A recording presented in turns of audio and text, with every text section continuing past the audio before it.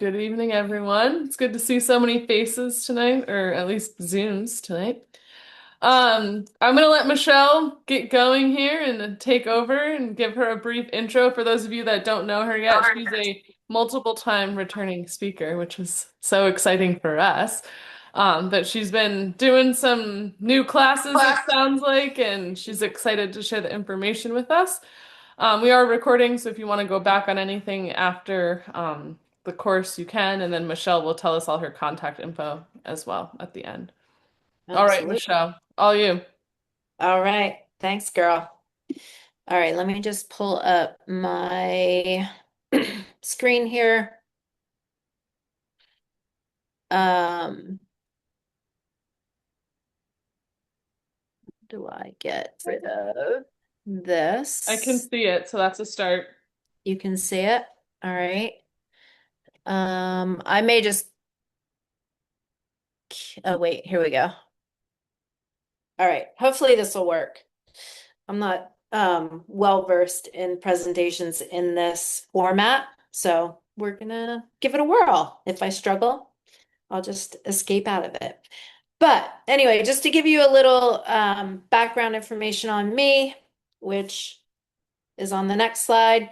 I have been on here a couple times talking about menopause and hormones, and I can't remember the other one that I did, but I've been in the industry, started out in 1994, and had been working the corporate life.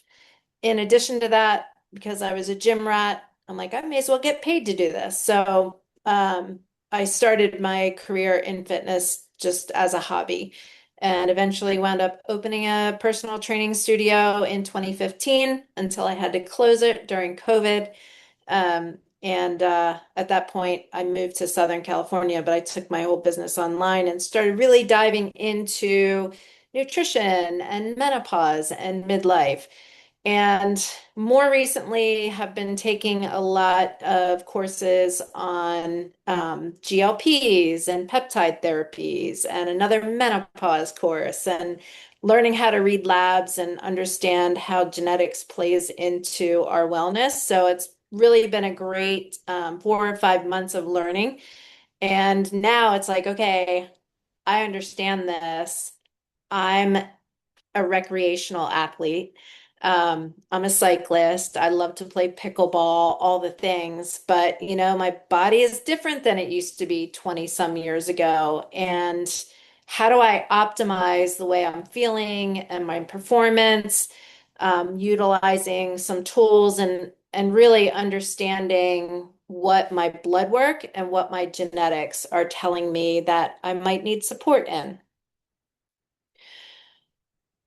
And obviously, this is for educational purposes only. I'm bringing this to you guys because it's been helpful to me. It's been helpful to some of my clients. And again, as cyclists, we might need additional help versus the average female that is our age. So, what are some of those things that we have access to? Again, this is not medical advice. Um, I do have a team of doctors that I have partnered with that handles all of that stuff. But my role here, especially tonight, is about education. And really, what I do full time is coach people. We know that there is a metabolic health crisis going on right now, and it has been for quite some time, but it's just getting worse. 88% of Americans are metabolically unhealthy. Insulin resistance is a term that you may have been be hearing more often, but that's impacting millions of people. And we also know that chronic disease is rising. And truly, the future of proactive health is more about personalized medicine versus Western medicine, which is more about let's treat our symptoms. How are you feeling today? What kind of medication can I prescribe you? So, really diving into your genetics and your own personal blood and going from there and really trying to figure out what it is that can help you live a better supported lifestyle. So enter peptides. I'm curious, and I'm gonna exit out of here, but I'm curious out of the folks that are on this webinar right now, who has heard about peptides? Who has heard about GLPs? I'm just gonna escape out of this and hopefully be able to get back because I am curious to know who knows anything about anything. So you can just type it in the chat. Yes, I've heard of peptides and GLPs, or no, I haven't.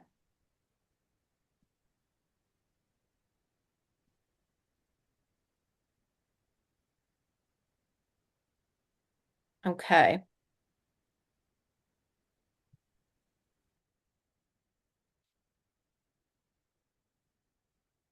awesome. All right, let me see if I can get back here and share this now. Okay, hopefully you can all see that. So really, history of peptides, insulin is a peptide. And then hormone peptides for uh what am I thinking of? My menopause brain is not working right now. In vitro fertility. They use human growth hormones to make that happen. Continued on in the 2000s and in the 2020s, that's when we really started hearing more about GLPs. And pretty much that was during COVID times, right? When they exploded. Oh, hang on, it's not letting me move forward. Sorry, guys. I need someone to help me. Ah, okay. Can you see that? Yeah, you're good. Hopefully. Okay, awesome. There we go. So why is it so popular now? We definitely have better science and technology. The GLP medications, the Wegovy, the Ozempic. Now To you're take them. hearing more So if there's about something really good you should hear, I'll let you know. I have work to do tirzepatide. on my laptop, so I figure I can listen and do work. Kelly, you might want to mute yourself.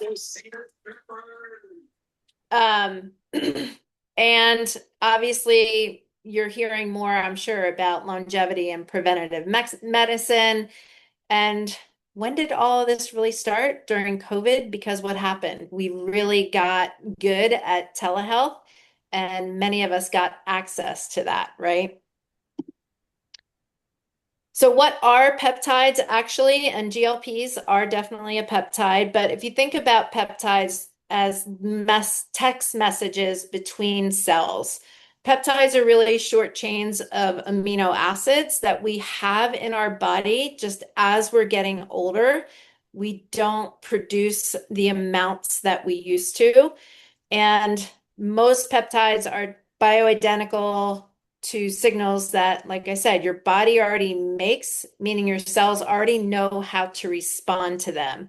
They work with your body, not against it. And if you are utilizing peptides, they'll actually fade out naturally. They don't accumulate in your body, and there is no toxicity from peptides in your body.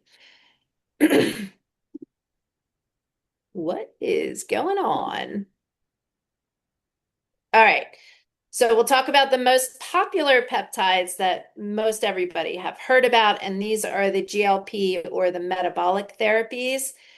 Right now, there are three different types of GLPs. They're already working on a fourth GLP, and you may hear these referred to as GLP-1s, GLP-2s, GLP-3s, and so on.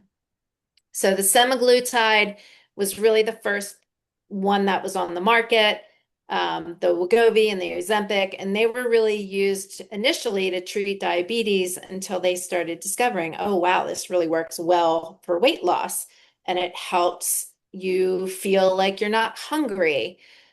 Then tirzepatide came out. I think that was about 2022 or 2023. And that is a dual agonist, which means that it really impacts two systems within our bodies. not just satiety, but also our insulin production. So that's your GLP-2s, that's your Zepbound, and the other one is Mounjaro.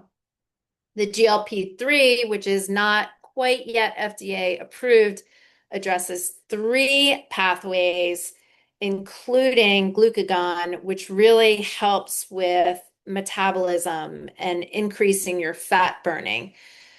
So what they were seeing as far as benefits, again, were appetite signaling. It's really your hormones turning your hunger and your satiety signals on and off, regulating insulin. So again, you may have heard the insulin resistance term. These products, these medications help with insulin resistance. And again, with the non-FDA approved retatrutide, that actually addresses better visceral fat reduction because it helps you burn body fat. It increases your metabolism. There are problems with some of these when it comes to certain individuals, and the side effects are nausea, bloating or constipation, sometimes fatigue. Some of these can actually increase your resting heart rate.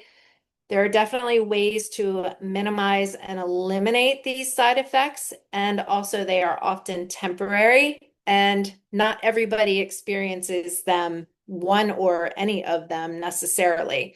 It's really independent on the individual. There are some precautionary measures that you can see down here. But again, you would always want to seek doctor approval, I guess you would call that, before starting on any of these medications. Any questions on this slide right here? I'm wondering if I can see. Oh yeah, down here. No questions. All right. Moving on. So the one thing that a lot of individuals don't understand when they go on a GLP or they ask their doctor for one is that there is a big risk associated with rapid weight loss. And that is along with the muscle or along with the fat that you're losing, you are potentially losing muscle and large amounts, up to 40%, as a matter of fact, when you aren't supporting the medication with strength training and proper protein. And guess what? When you're on these medications, a lot of times you're not hungry. So how do you get the protein in when you don't even feel like eating? Obviously, when we have less muscle, that can potentially slow your metabolism down. And when our metabolism becomes slower, it's that much easier to regain the weight that we've lost. So we want to make sure that if we are on a GLP, we are addressing muscle because muscle is responsible for metabolism, longevity, and also just our metabolic health in general. And truly, muscle is the fountain of youth. So we want to make sure that we are addressing the addition of a GLP with progressive strength training program and also, again, proper protein intake. As a cyclist, should you use a GLP? Well, here are some questions to ask yourself. Are you trying to ride stronger or just weigh less? Have you ever underfueled in the name of being disciplined? Do you struggle more with food noise, recovery cravings, or body composition? Are you a recreational cyclist, a competitive cyclist, or somewhere in between?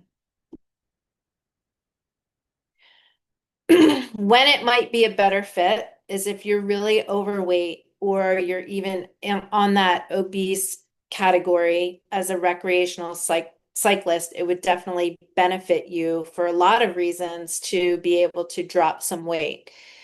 If you struggle with metabolic health, food noise, insulin resistance, or sleep apnea, if you are willing to follow a structured fueling and strength training program, and you are not chasing a dangerously low weight.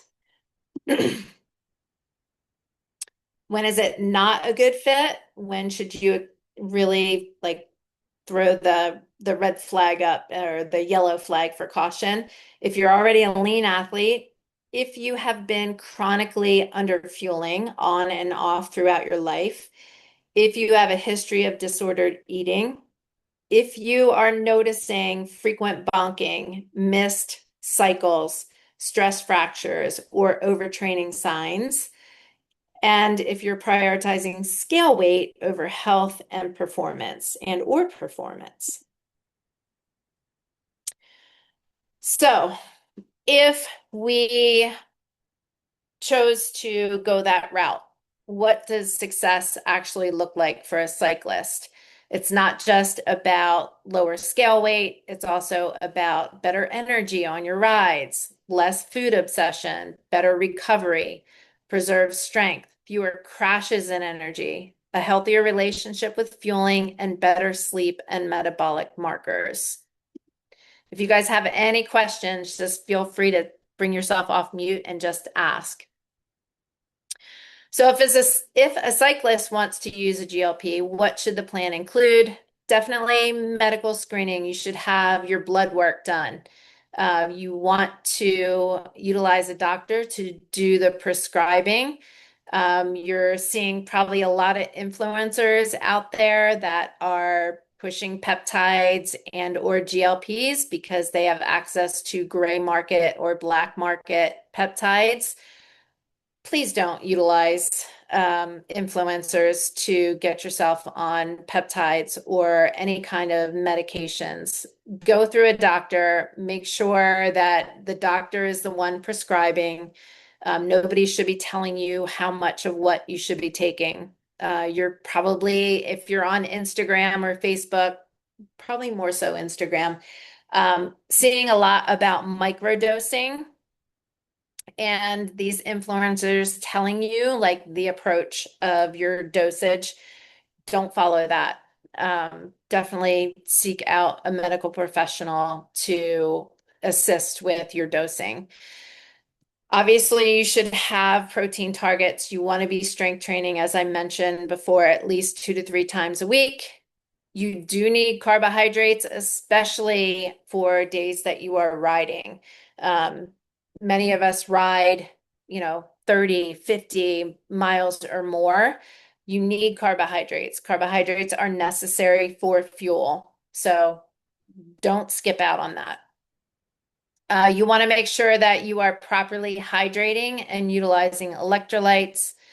Obviously, making sure that you're monitoring your energy, mood, recovery, training quality, and menstrual status if applicable.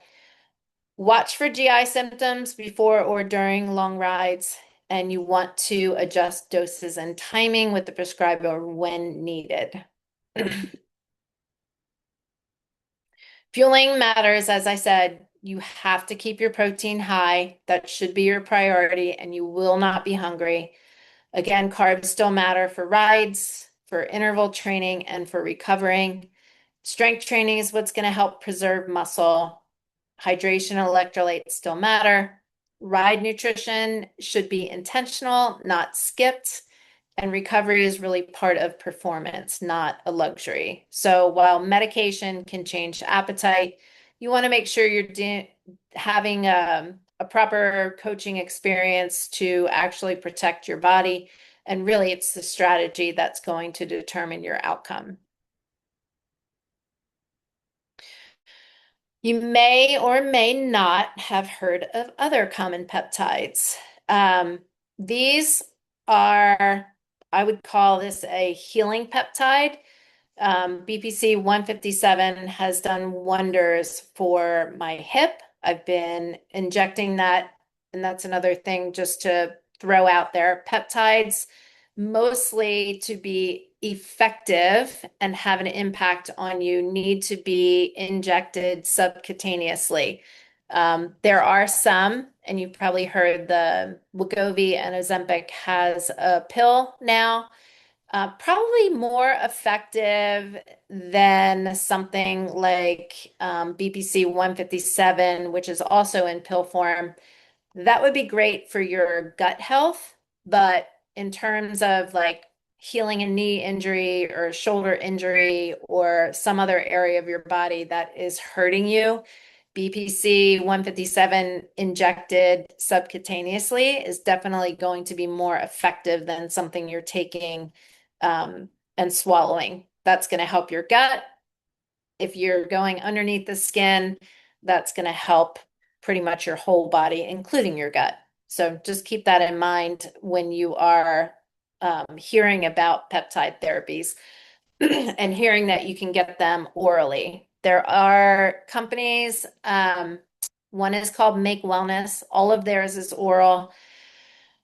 I can't really speak too much about them because I haven't experimented much with all of their products. I did try their lean and really didn't notice any sort of impact within my body.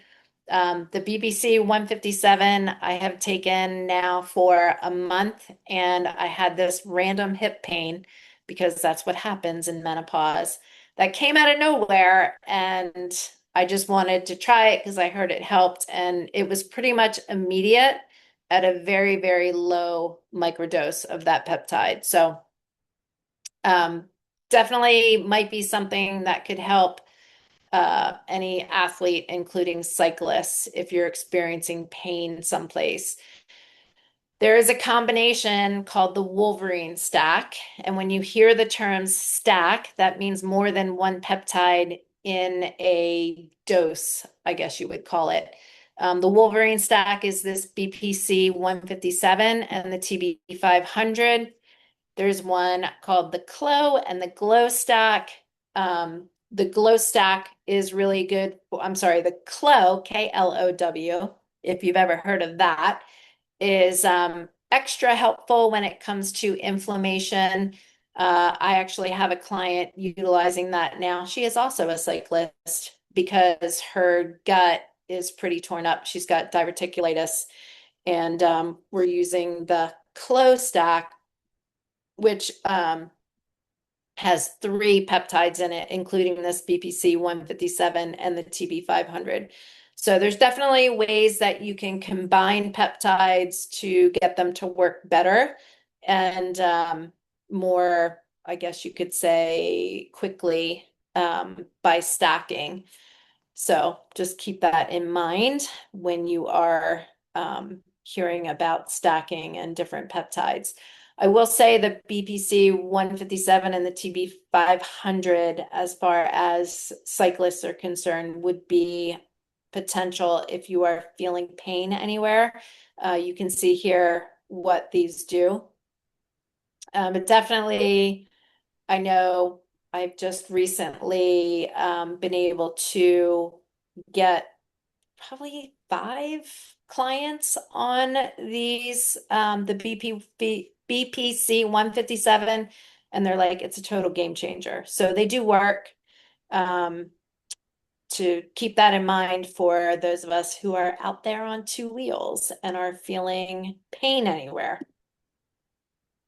I have a question, if I don't Sure. mind. I'm new to this peptides that you were talking about. I'm not an athlete, but I'm a cyclist. I do cycling tours for three days at a time, maybe 50 miles per day. Total trips probably about 200 miles. So like, how would you get some of this peptide? Like, is it a sports medicine that you need to talk to a doctor about, or? So, like I said, you can get them from a lot of places that may not be, let's say, well, black market, gray market. So you Mhm. do want to be careful where you are getting them from.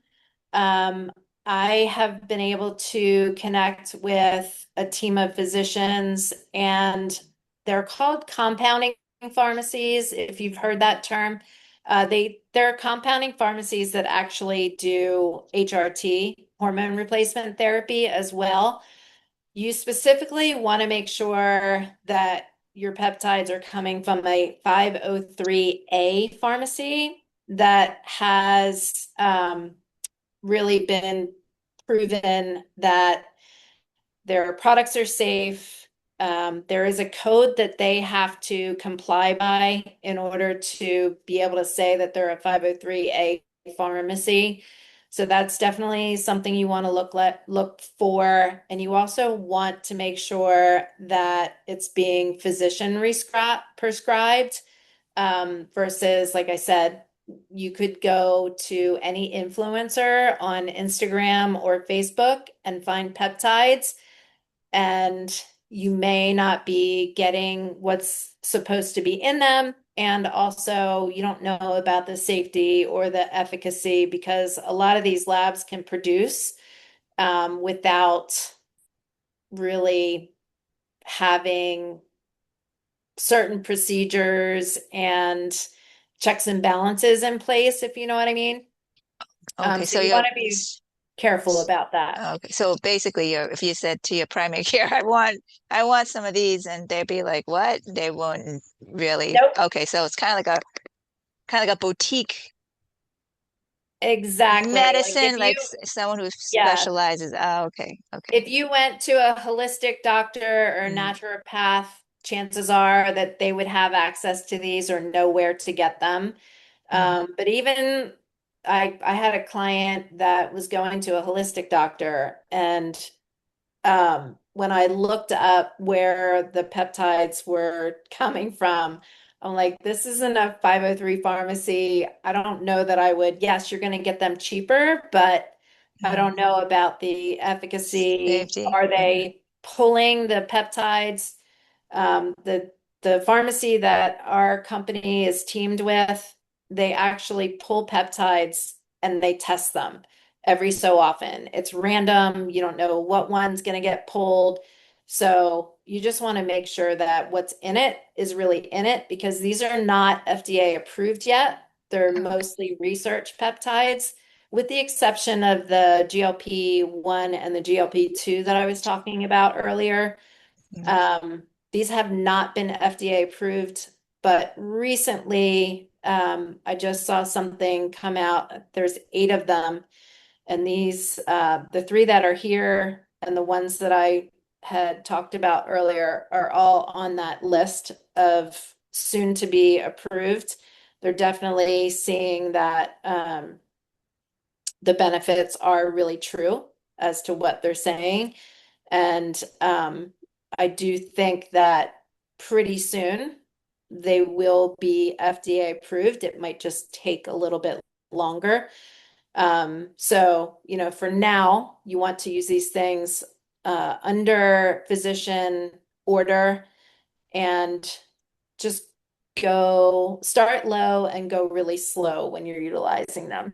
So, mm, but yes, they can really help anybody, even recreational cyclists. There, I'll get to that slide in a little bit, but health and longevity, there's peptides that can help with sleep.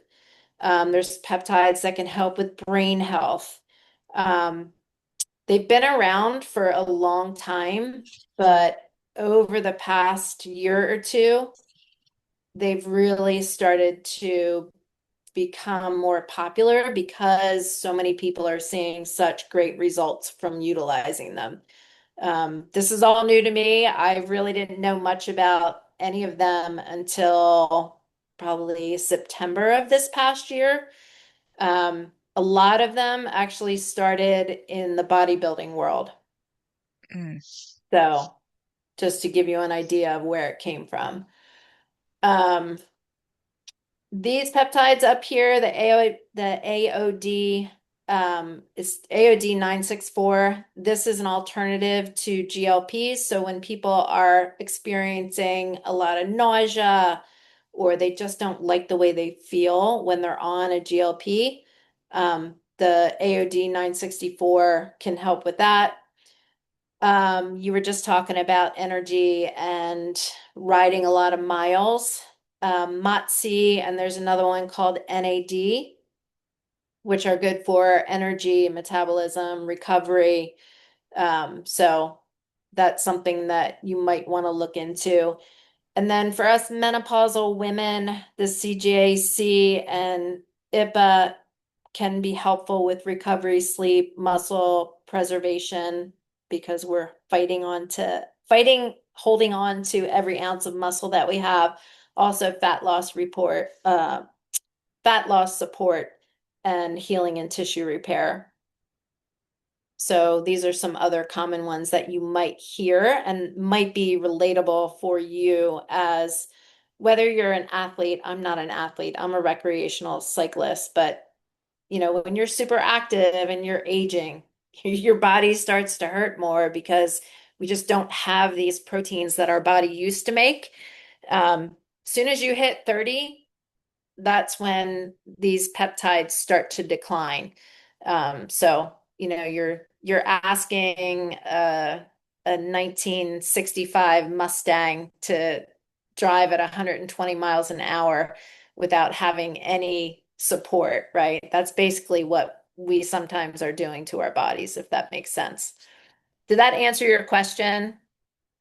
Oh, yes. Thank you so much. That really does. Thank you. Good. So here is where these peptides might help. Um, Obviously, with our energy and our immune system, so really restoring the body, right? Regeneration, I mentioned the TB 500. That would be one that would help with regeneration. There are peptides that can help mood, focus, and stress resilience. SEMAC and CLANC are ones that you might hear if you do any research. Ones for autoimmune, infection reducing, inflammation. Obviously, we talked about metabolic optimization, and then there are the anti-aging and longevity ones that actually support telomeres and sleep and really help keep you youthful. I took a course on peptide therapy. I think it was September, October. And the guy that wrote the course was a ultra marathoner. So ultra marathoners, they do 50, 100-mile running races, right?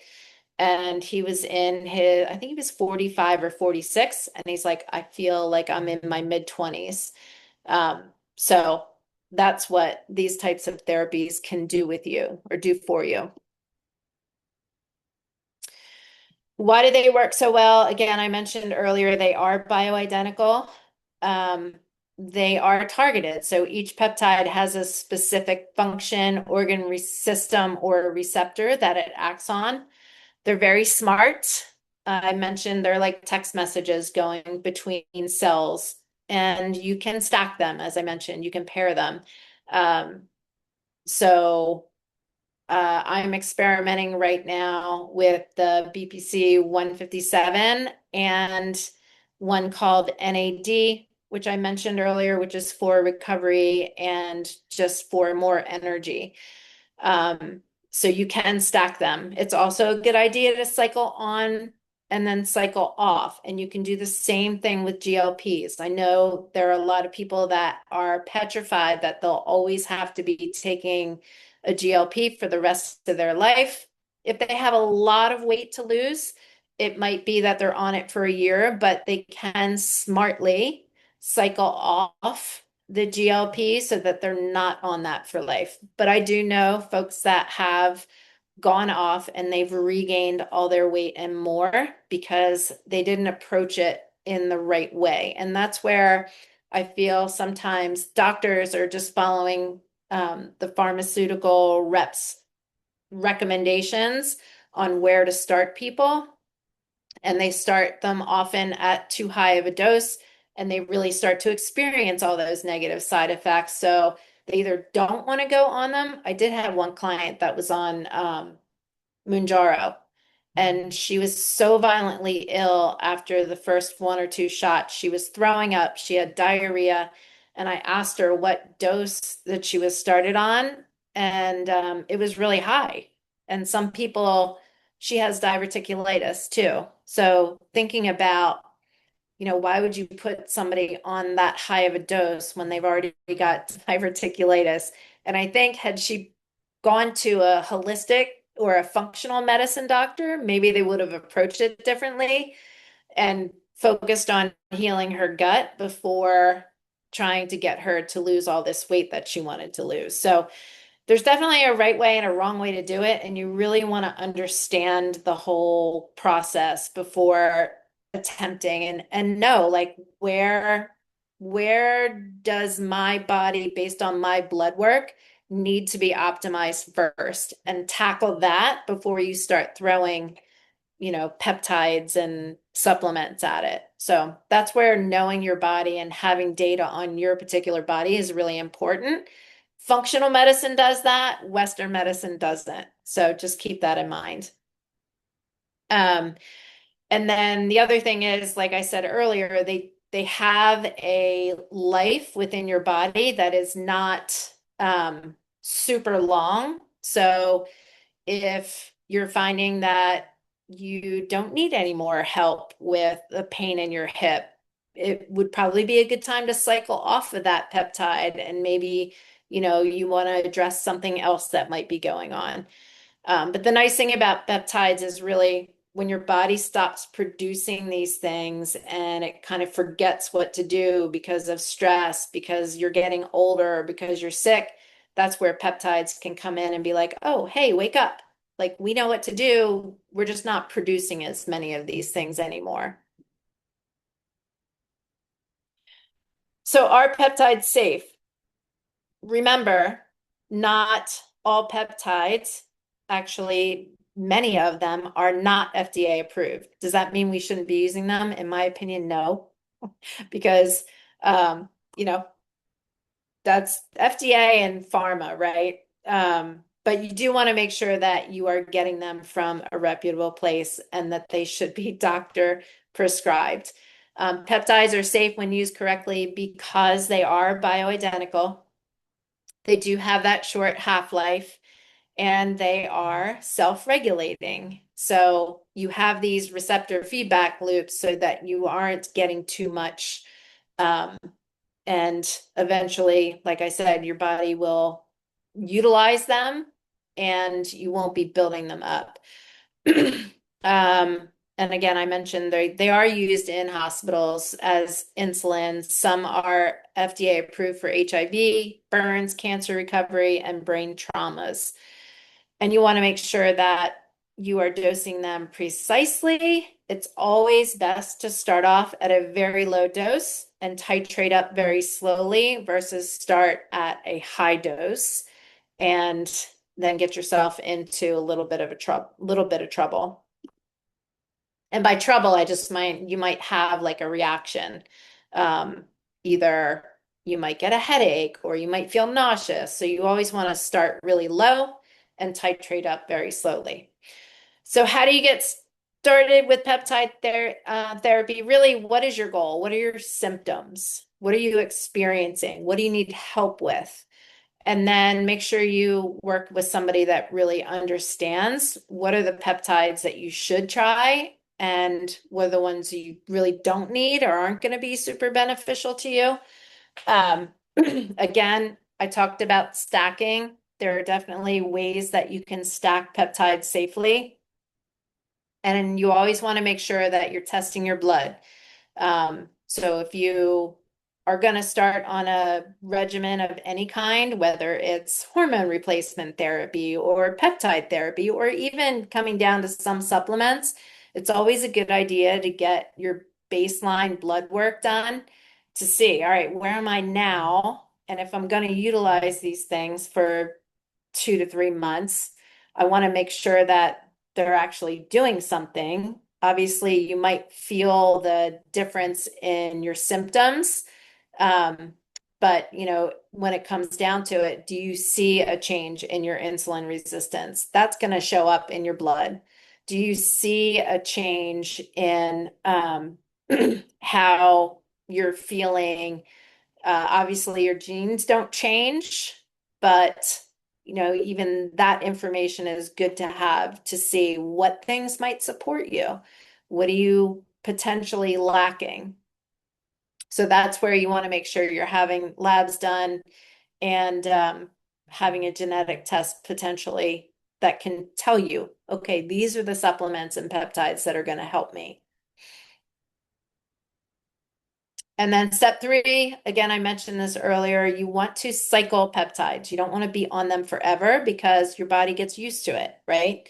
So 6 to 12 week cycles are pretty common. Sometimes you might go longer, but you want to cycle on, cycle off. You're titrating up and titrating down. I know it sounds complicated, but it's really not once you start playing around with some of these things and you just see how you feel. Look at your blood work and maybe retarget and try something else. And then you always want to make sure that you're supporting the system, doing the basics, right?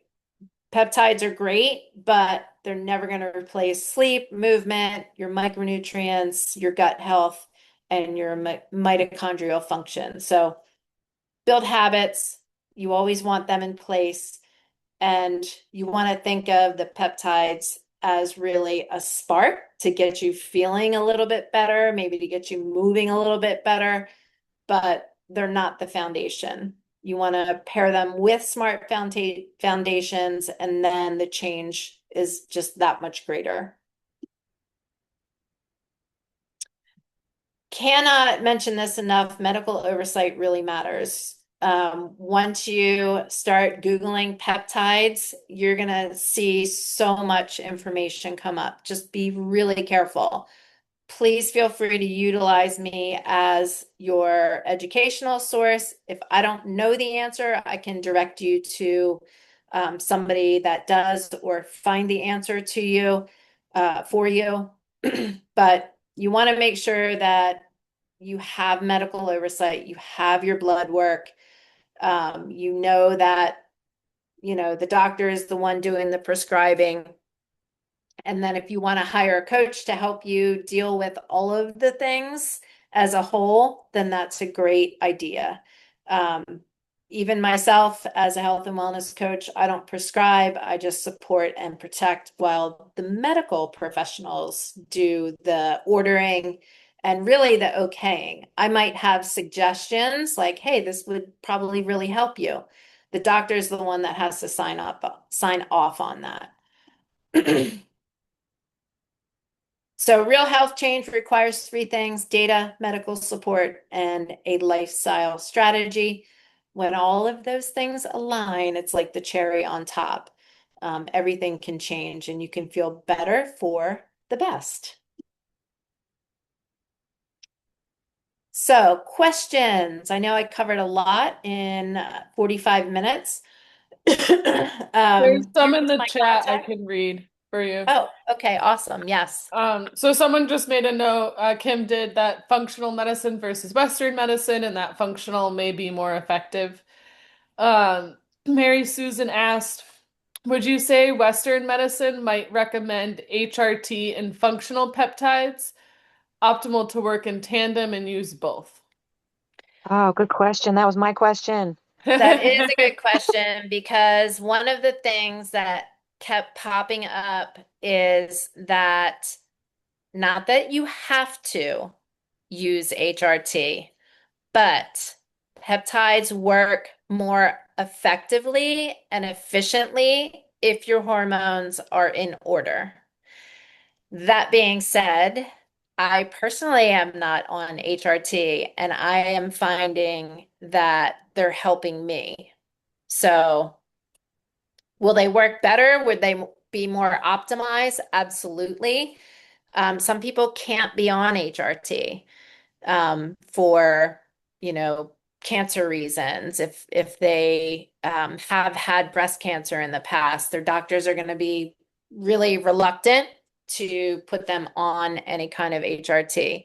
So, and even then, when it comes to peptide therapy, if you have active cancer, you should not be using the BPC 157, the TB 500, And I'm sure, there are a host of other ones included in that too that I'm not announcing right now, but that's why it's important to make sure that you are really seeking a doctor's approval versus just getting some random influencer's peptides because there's a lot of it out there. I always say it's like the Wild West. You can get your hands on anything, but are you gonna be, you know, really wanting to inject your body with something that you really don't know where it's coming from, if it's been properly tested? So that's why you want This, to make sure you know what you're doing.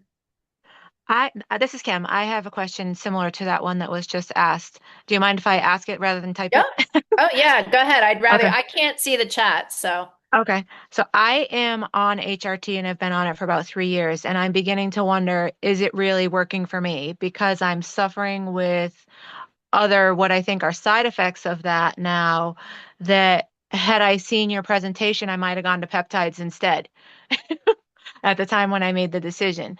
Because the very first thing I'm struggling with, biggest thing right now, is I have joint inflammation, and I think it's systemic, and it may be one of the HRT meds that I'm on causing that.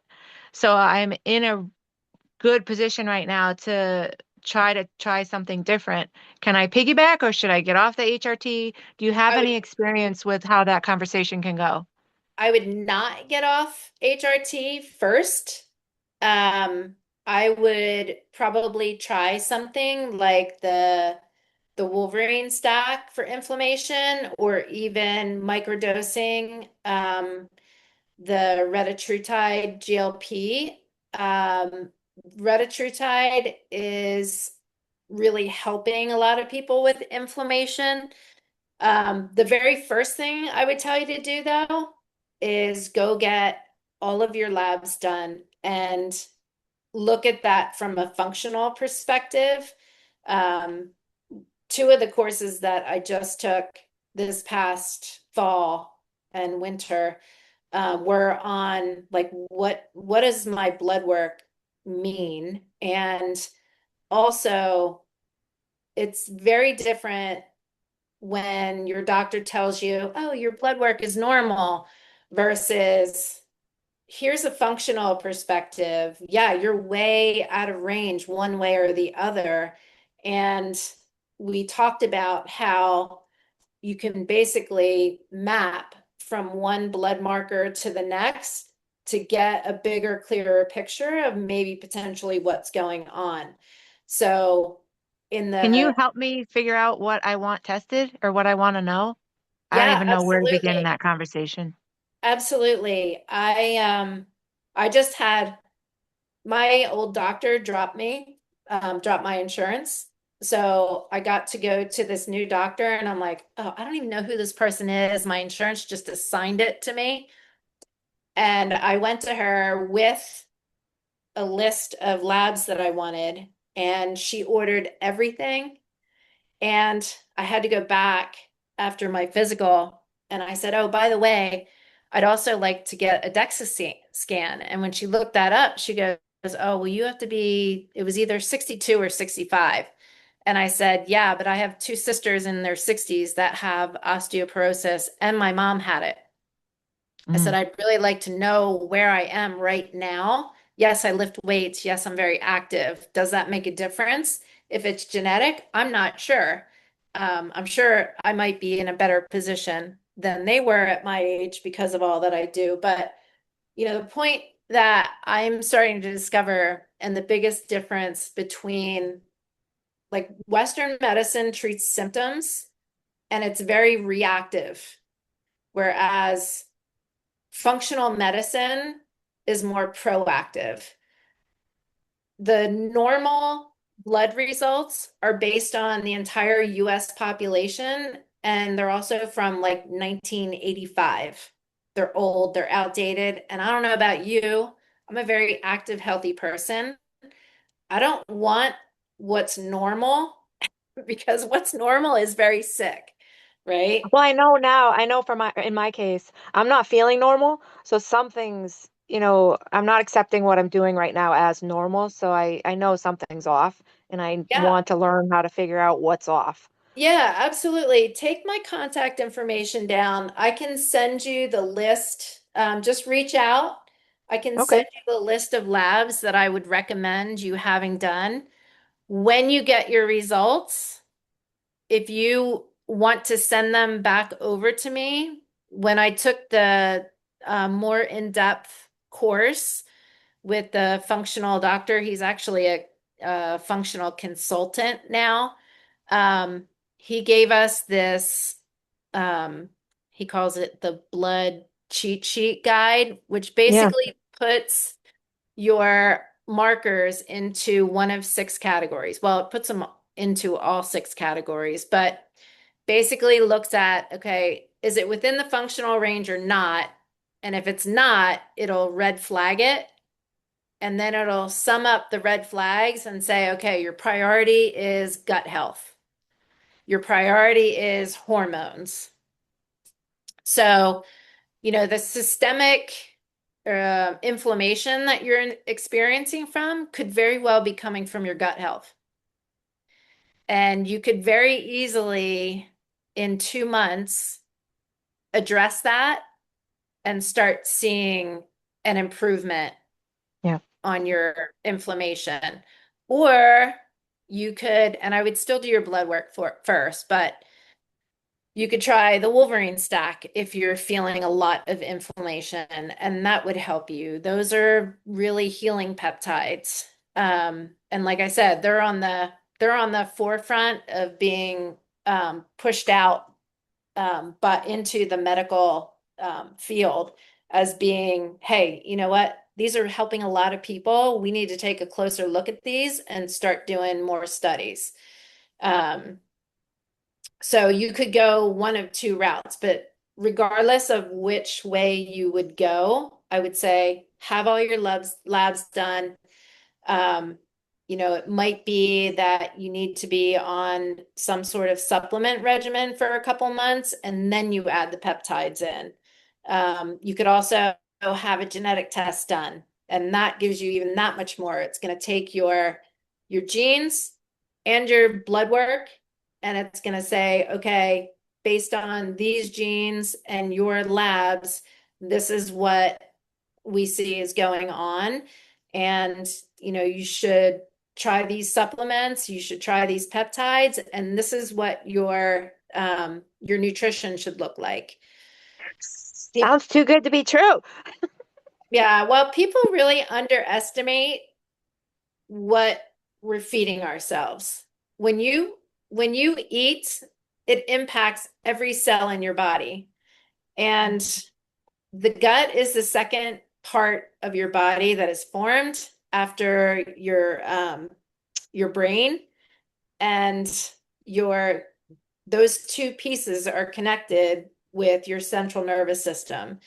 So everything passes your gut, and so much inflammation comes from the things that we're ingesting. But also, when you think about, we don't, as we're getting older and we're not producing the amino acids that we used to when we were younger, we don't have the ability to fight certain things off. That's why it's easier to get sick as you're getting older. That's why when you get a cut, it might take you longer to heal than it would, well, it definitely would take you longer to heal than it would a 2-year-old, because they're rapidly reproducing cells versus us, where it's so much slower. Think about when you get injured now. Like it feels like it takes forever. I've had 2 frozen shoulders. Each one took me a year and a half to get over. That was before I knew what peptides were, unfortunately.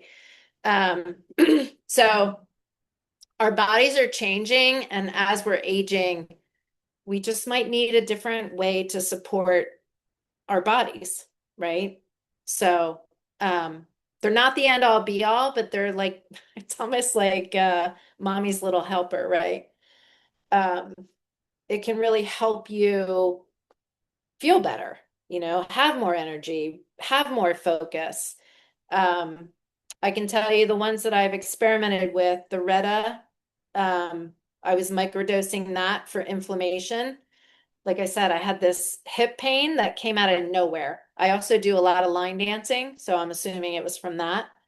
Um, and I had two microdoses and it started to feel better right away. Although that stopped working, and that's when I started using the BPC. But there's different things for different issues that you're experiencing. But it sounds like um, having your labs or even a genetic test and getting more information with your specific body would be really helpful. That was a really long-winded answer, sorry.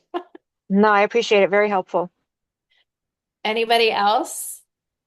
I was thinking too, if people want to put in the chat if they see like a Western medicine or a functional medicine doctor or a naturopath that they enjoy in Connecticut, because I think most people on this call are in Connecticut, um, that might be helpful too for the group.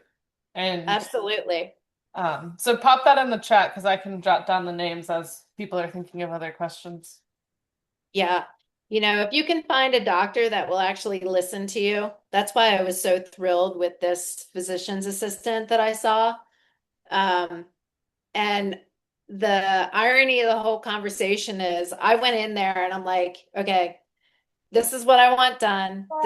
This is who I want to see.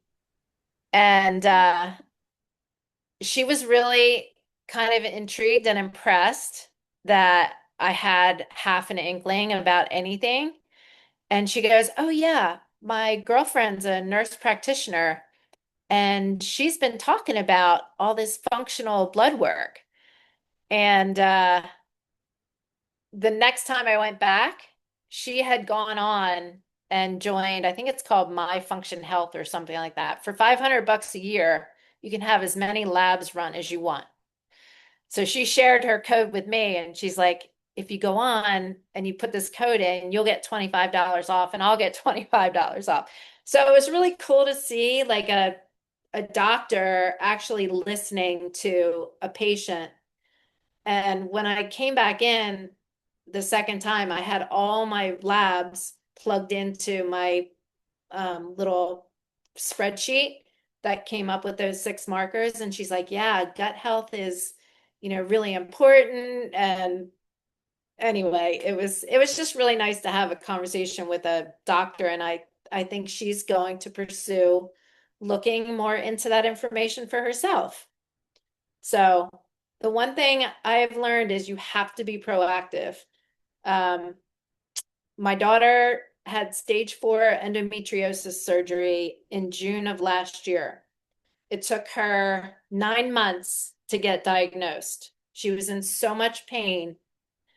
And she started doing her own research after the surgery because she was having a lot of post-surgery inflammation and pain. And she's microdosing with tirzepatide right now, which is a GLP-2. And her physical therapist, when she went back, after being on it for about 4 weeks, she said, I can tell the inflammation is down substantially. So these GLPs are being used for other things, not just weight loss, in a microdosing way, but they're helping in different ways than originally intended. So it's always good to explore. If anybody is interested in talking to a doctor, you guys have my information, or if you want to jump on with a call, jump on with me. I'm happy to do that for you guys. Like I said, I think there's a lot that you can learn from, somebody that knows a little bit about all these things, the peptides, the hormone replacement. Cutie patootie. Any other questions? Monica did say she goes to Collaborative Natural Health, which is, I think, the bigger place around here for the naturopath. They did go to that membership model though. So that's one thing to keep in What mind. is that? Um, if I'm remembering the email correctly, maybe Monica can correct me. It was like instead of just going to them for like appointments, you pay a monthly membership fee and you can have like more access to them and things like that instead of just like a one-off appointment random. Um, Yeah. my guess is they were getting so overrun with people because they're like the popular place around here and they do a good job. Um, Yeah, is that kind of right, honestly. Monica? Yes, you pretty much summed it up pretty well. Yeah. That's it. Yeah. Yeah. So I know a doctor in my chamber referral group. He left a big hospital out here because he's like, yeah, I had 2,500 patients and he was so overwhelmed and he started a concierge practice out here in Newport. I think a lot of the good doctors are definitely starting to go that route because they're like, we're going to work a lot less. We're going to get paid about the same, if not more, and we're going to impact more people. So he was the first guy that really I was listening to about precision health. And I'm like, that's so smart.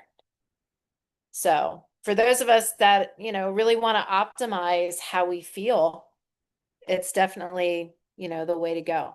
So anyway, all right, Awesome. ladies, have a wonderful evening. Thank you And so much, I'm Michelle. here to help. Yeah, I'll share your contact information in the video on Facebook and in the newsletter, but if anyone needs it quicker than I can get it out, just message me. All right. All right. You have a good night. You look very All right. busy. Oh, it's chaos over here, but it's fine. We're good. Hopefully everyone's going to sleep soon. Yeah, right. Thank Including you. you, right? Yeah. Have a good night. All right, thank you. Yep. Bye. Bye-bye.